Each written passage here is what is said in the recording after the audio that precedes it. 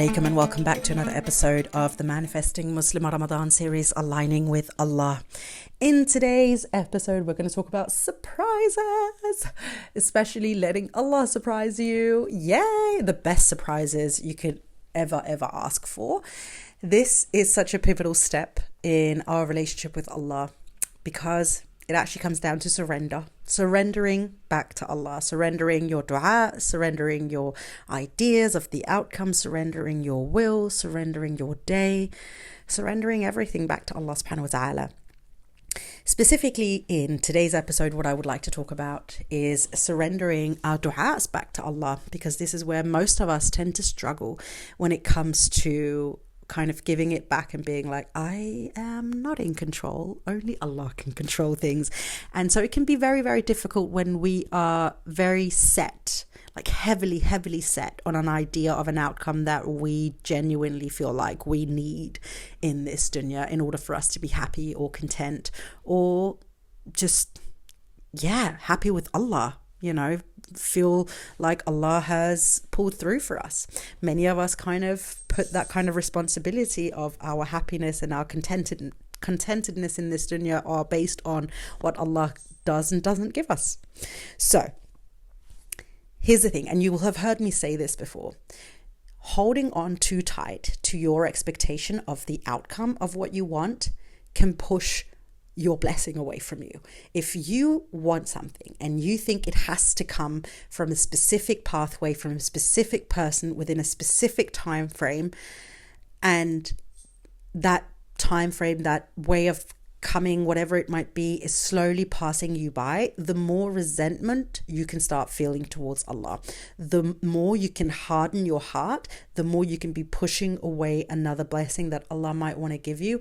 And the more you can kind of lock yourself in this lock yourself between a rock and a hard place, because you're like, but it's not coming and it's not coming. And in the meantime, Allah is like, I'm trying to give it to you, but you're not budging. You're cornering yourself. Nobody but you is cornering yourself. And then at the same time, you're saying, I can't move. And nobody's holding you in that corner. We don't want to be so... I lost the word. bound to the idea of an outcome that we cannot let Allah subhanahu wa ta'ala surprise us. We cannot let ourselves be so heavily invested in our idea of what something is supposed to look like that it's practically impossible. Of course, nothing is impossible for Allah, astaghfirullah, but practically impossible for Allah to show us how He wants to bless us. Because, actually, you know what? That can be impossible, because if you don't want to see it, then it doesn't matter. There were literal prophets walking around in this dunya performing miracles, and the people who just didn't want to see it because they didn't want to see it just didn't see it. And so you could potentially be like just ignoring the blessings that Allah is trying to give you just because you don't want to see it coming from that avenue, but you are insisting upon your own idea of what the avenue is supposed to look like. I see this so very often within my clients, where they keep saying, I've been asking for this thing, but it's not coming. And the more I start digging and doing a little research and asking the questions, I'm like, girl, He's already answered it. It's right there. It's right in front of you, but you're not seeing it. You're blinded to it because you're holding on to... Oh, are you okay there? Sorry, my dog just shook really hard next to me and it's kind of scared me. Because you're so bound to what it is that you think it's supposed to look like, that when Allah is showing it to you, you don't see it. And again, I see it so often, and it's like, knock, are you there? And it's honestly quite dangerous in our, it's like a threat to our relationship with Allah. It's a threat to our understanding of Allah, because it's, as I said, it can breed a lot of resentment, a lot of anger, a lot of frustration and annoyance from us towards Allah, because we feel like Allah then is ignoring us. It's like, no, see, it's not here. No, see, it's not there. And in reality, again, it's just like, but it is. You're just choosing not to see it because it doesn't look the way you wanted it to look. And instead of embracing that it can look different and the blessing will still be the blessing that you're asking for, and perhaps even better, in fact, it will probably be better, you're choosing to ignore it willfully because you are so dead set on the way you want it to look. I see this very often in terms of like career, where a lot of women are like, I want it from this way and I want it this way and that way, and this is how much money. And then an opportunity will present itself to them. And instead of accepting the opportunity, it's like, no, but it has to be this or it has to look like that. And it's like, but this could be the entryway. But because, and I'm going to say this, and hey, I'm sorry if this is triggering to you, but because the ego isn't ready to perhaps make it look less than what they expected, they don't even want to acknowledge it. I'm going to use myself, as always, as an example. Coming to Italy and getting the job at the veterinary clinic when I did, I was like, oh my God, I get to live the Italian dream. I can live in a country house and I can have like a couple of rooms because, housing and stuff is super cheap here. I live in a studio apartment in the middle of the city, like with 5 animals. Is it, my dream home? Does it shout like successful manifestation coach? No. Well, I don't know, maybe to some people it does. To me, alhamdulillah, I'm very grateful for what I've been given. But it was an opportunity that Allah gave me to say, you don't have to pay rent as long as you live here. I want to make it so easy for you just to step into the life that you get here, even if it's not a mansion in the countryside. You get a studio apartment to set yourself up and not stress and worry about money. So it didn't look like my dream of like, oh my God, I can have like a beautiful villa in the countryside and a garden and next to the sea and da-da-da-da-da-da-da. It's, like a little ego death, isn't it? Because it's like, yeah, you live in a cave. It's a studio apartment.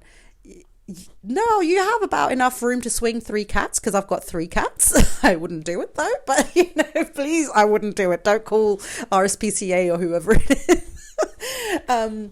But there's just enough space, and what Allah has given me here is so much better than what my ego wanted me to have, because that dream that my ego wanted me to have would have put a lot of financial stress on me and a lot of a burden. But that was what my ego thought I needed in that time.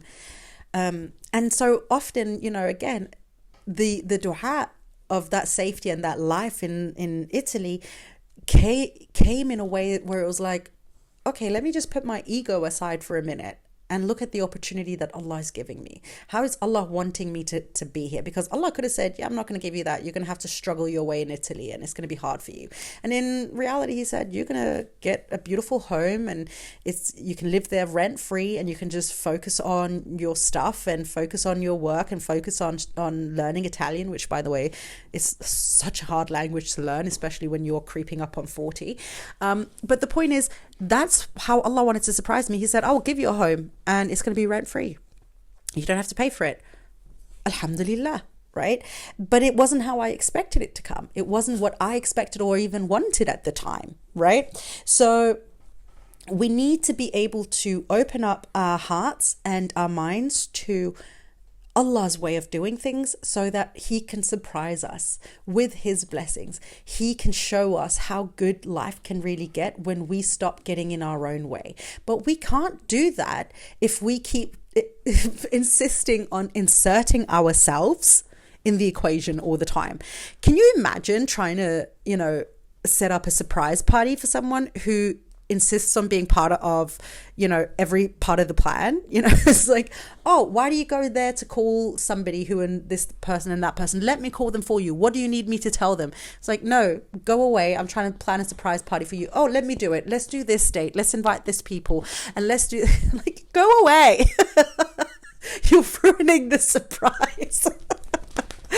And so I don't want you to ruin the surprise that Allah subhanahu wa ta'ala is trying to maybe set up for you, and the thing about surprises is that, yeah, they're going to sometimes look different than what we thought they were going to be, but half of or if not all of it, is the fact that, well, I didn't have to work for it. It just came and it looked beautiful, even if it looked different.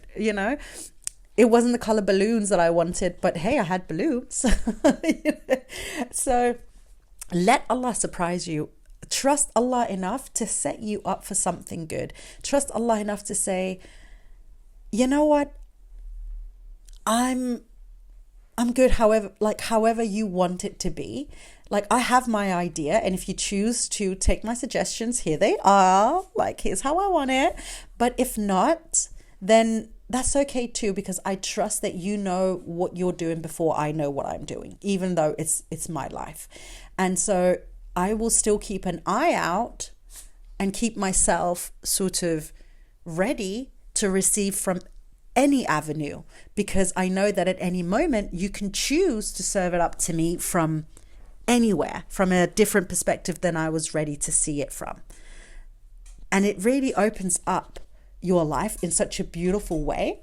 And especially when it comes to accepting the blessings and seeing how Allah actually responds to blessings, or like answers the blessings, it makes it so wonderful, because you see just how incredibly intelligent Allah subhanahu wa ta'ala is, the way that he answers it. Because you're like, oh my gosh, yes, I see it now. And from that, oh my God, yes. And then that would make sense. It's so hard to explain, but it's exactly that. And I'm sure you've actually already experienced it before, you know exactly what I mean, when it's like, oh, I asked for that and I didn't think it could come from there. But actually now, in hindsight, looking at it, that was exactly what I was asking for. I just didn't word it in the same way, you know? I don't know if that makes sense to you, but I trust it does, because I don't know how to explain it any better. So my prompt for you today is, whatever you're asking Allah for in your dua, open it up again. At the end of your dua, this or something better. Allah, this is what I want. These are my suggestions, but of course I trust that you know better than me.